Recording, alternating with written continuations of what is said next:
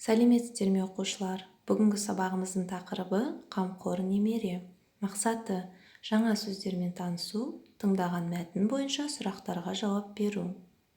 Ребята, тема сегодняшнего урока – заботливый внук.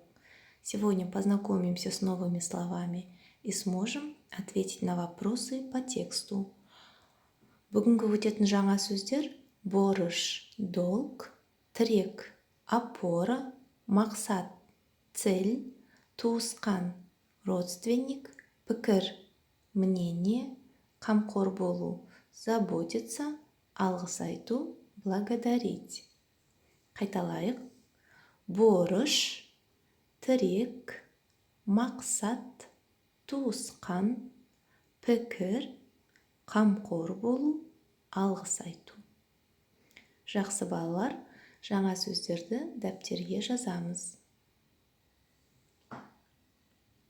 Келесі ойланайық. Балалар, қамқор болу бұл значит заботиться. Алғыс айту значит благодарить. Вам нужно сейчас данные внизу предложения расположить по значению правильно, то есть к какому пункту относятся эти предложения. Приостановите данное видео и попробуйте устно сделать это задание. Теперь, ребята, давайте проверим ваши ответы. Әже, сөмкеңізді маған беріңіз, мен көтерейін. Бабушка, дайте сумку мне, я подниму. Бұл қамқор болу. Рахмет, балам, үлкен азамат бол. Спасибо, сынок, вырасти большим человеком. Бұл алғыс айту. Ата, дәріңізді ішіңіз, мен әкеліп берейін. Дедушка, примите лекарство, я принесу. Бұл қамқор болу. Үйіме келдім, қызым, рахмет саған, мақсатыңа жет. Я дошел. Точка. Спасибо тебе, достигай своих целей. Бұл алғыс айту. Ребята, я думаю, у вас правильно. Енді әрі қарай сурет бойынша болжам жаса. Ребята, посмотрите на картинку. И как вы думаете, про что будет следующий текст?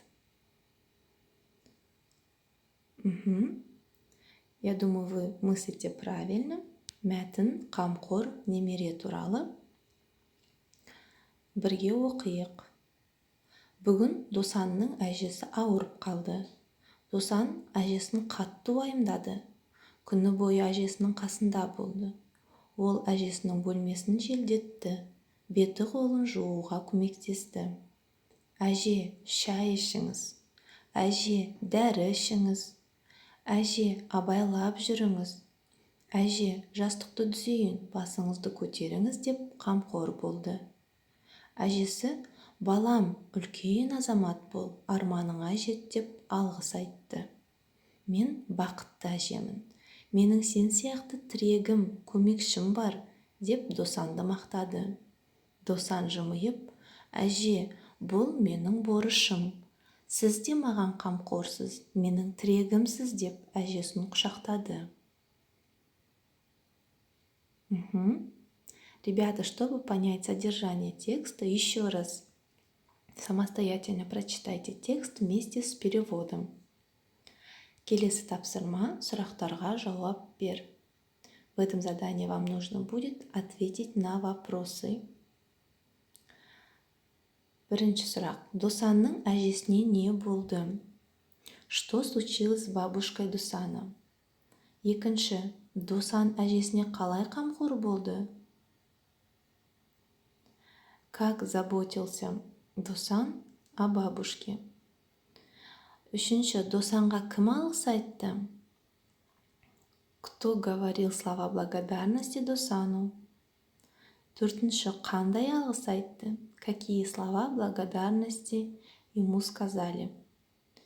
Бесінші. Алғыс батаға Досан не деп жауап берді? Что ответил Досан на благословение?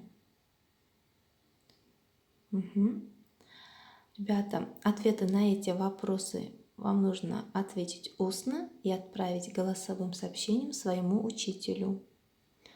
Обратите внимание на подчеркнутые вопросительные слова.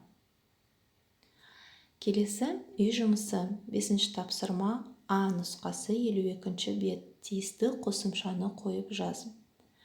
В этом задании вам дан текст с пропущенными окончаниями. Вам нужно будет вместо многоточия поставить нужное одно из этих окончаний.